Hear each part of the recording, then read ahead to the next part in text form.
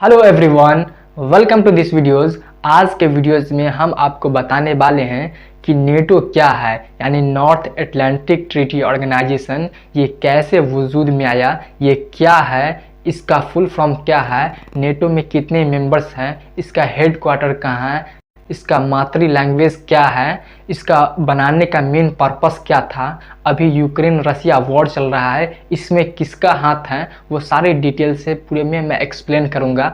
और मैं बताऊंगा कि नेटो को कौन सा कंट्री कोऑर्डिनेट कर रहा है, कौन सा कंट्री उसे चला रहा है।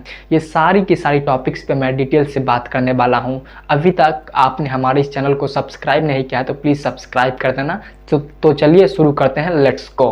रूस यूक्रेन युद्ध के बीच स्पेन के मैड्रिड में नेटो का 2 दिनों का समिट आज खत्म हो रहा है। ऐसा माना जा रहा है कि आज फिनलैंड और स्वीडन को नेटो की सदस्यता मिल जाएगी। About NATO. It's the military and political alliance set up by the West after World War II in response to the Soviet Union's growing power. We will now proceed to the signing of the North Atlantic Treaty. की वजह से Europe में NATO अपने operations को बढ़ा रहा है। NATO ने पूर्वी यूरोप में अपनी मौजूदगी बढ़ा।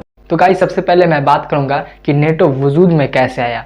जब वर्ल्ड वॉर 2 खत्म हुआ, उसके बाद अमेरिका और सोवियत यूनियन के साथ कोल्ड वॉर छिड़ गया। उसी दौरान 12 कंट्री मिलके एक ऑर्गेनाइजेशन का स्थापना किया जिसे आज हम नेटो के नाम से जानते हैं। 4 अप्रैल 1949 में 12 कंट्री मिलके इस ऑर्गेनाइजेशन का स्थापना किया। वो 12 कंट्री का नाम आप अभी स्क्रीन पे देख पा रहे हैं। Belgium, Denmark, France, Iceland, Italy, Canada, Luxembourg, Netherland, Norway, Portugal, United Kingdom, United State. ये सारी कंट्री मिलके नेटो को बनाया और इसमें सबसे बड़ा हाथ था अमेरिका का, क्योंकि वो अपने आप को सिक्योर करना चाहता था, सेव करना चाहता था। और नेटो का मेन मोटिव ये था कि कोई भी कंट्री नेटो मेंबर्स पे अटैक करता है तो वो सारी नेटो कंट्री मिलकर उसका मुकाबला करेगा। उससे उस अटैक को माना जाएगा कि नेटो पे अटैक हुआ है और वो ग्रुप बना के वो कंट्री पर हमला करेगा। गाइस, नेटो का full form North Atlantic Treaty Organization है। इसे साल 1949 में बनाया गया था। अगर लैंग्वेज की बात करें तो नेटो का मातृभाषा है फ्रेंच और इंग्लिश। नेटो का हेडक्वार्टर बेल्जियम की राजधानी ब्रुसेल्स में है और अभी प्रेजेंट टाइम में नेटो के 30 मेंबर्स हैं। जो आप अभी स्क्रीन पे देख पा रहे हैं, ये सारी की सारी कंट्री नेटो मेंबर्स है, 30 मेंबर्स हैं। अब हम बात करेंगे कि नेटो का पर्पस क्या है। तो गाइज, आप लोग भली भांति जानते होंगे कि नेटो एक मिलिट्री ऑर्गेनाइजेशन है। इसे बनाया गया था मिलिट्री के लिए। अगर कोई भी कंट्री पे अटैक होता है, नेटो कंट्री पे अटैक होता है, तो वो नेटो उसका मुकाबला करेगा, सोल्जर प्रोवाइड कराएगा, नेटो सोल्जर से उसका मुकाबला करेगा। तो इसका मेन मोटिव ये है कि सोल्जर से उसका मुकाबला करना, उसे जंग करना। तो गाइज, आप लोग जानते होंगे कि यूक्रेन रसिया वॉर चल रहा है। ये क्या रीज़न है जो यूक्रेन रसिया वॉर चल रहा है?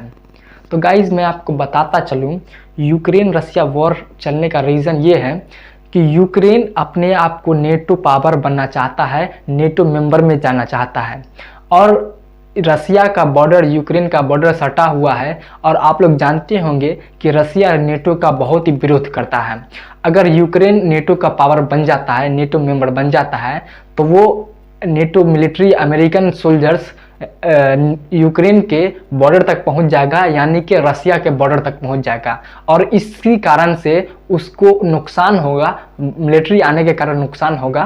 नेटो पावर से उसे बहुत ही विरोध होता है, तो इसीलिए उसे वो पिट रहा है क्योंकि वो मेंबर्स न बन सके। और गाइज, मैं बात करूंगा कि नेटो का हेड कंट्री कौन है, कौन कंट्री है जो इसे चला रहा है, कोऑर्डिनेट कर रहा है। तो गाइज, आप लोग भली भांति जानते होंगे कि वर्ल्ड का सबसे नंबर 1 जो कंट्री है वो अमेरिका ही है। सबसे पावरफुल कंट्री अमेरिका ही माना जाता है।